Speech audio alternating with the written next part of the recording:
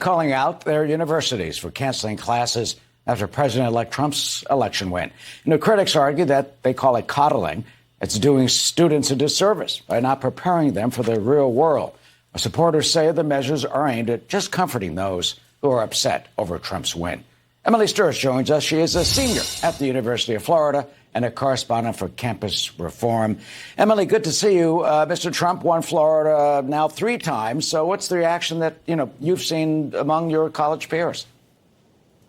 Well, this story of universities coddling upset students, it shows that this is the product of leftism overtaking the higher education system. Harvard and Princeton, elite universities canceling classes, Georgetown University giving out milk and cookies and crayons and Legos. And even at the University of Oregon, we saw therapy dogs, therapy goats, and therapy ducks. These are childish activities that coddle hypersensitive students. It's certainly not preparing them for the real world. And it seems a lot more like it's preschool curriculum rather than college curriculum. Jerry Seinfeld, the comedian, the Upper West Side of New York, went to one of those fancy schools, a high school in New York. And he said this about this, quote, "What kind of lives had these people led that makes them think that this is the right way to handle young people, to encourage them to buckle? This is the lesson they are providing for ungodly sums of money." Do you think he has a point?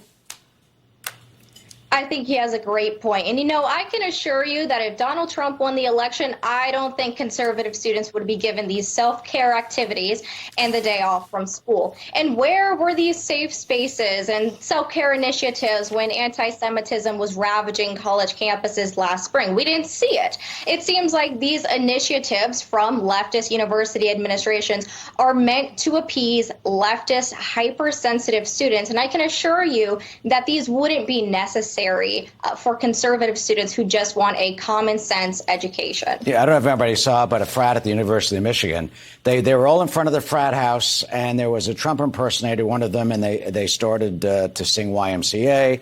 University of Alabama, hundreds of students came out, started singing the Star Spangled Banner. And he talked about conservative students. Hillsdale College, they tweeted out this, quote, "We just held classes like usual. There may have been some crayons offered to Hillsdale students at our preschool." Ouch. I mean, does that at the same time, kind of discount? It makes fun, pokes fun at, but there's a discount. Honestly, the legitimate concerns and fears that some students have, no matter what the issues, whether it's abortion rights, whether it's the rhetoric that Mr. Trump has had, that they're rightly concerned. Some students have been scared. Does this discount the legitimate fears of a second Trump administration?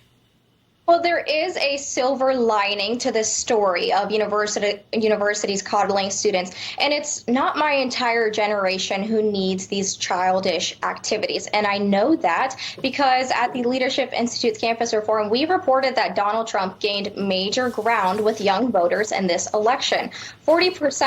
46% of my generation voted in support of Donald Trump in this election. And I can assure you that those are young voters who are responsible. They are accountable. They are adults. And we don't want these childish activities in our institutions of higher learning. We just don't need it. We want common sense education back today. And Emily, finally for you, I mean, you're a senior, you're graduating. What type of world do you hope to get out and in there once you leave college?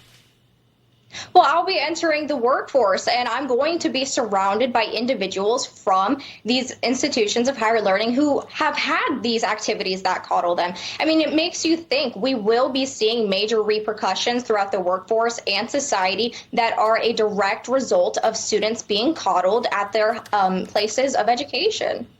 Emily Sturge, who's a senior at the University of Florida. Things getting down back to normal at the campus, by the way?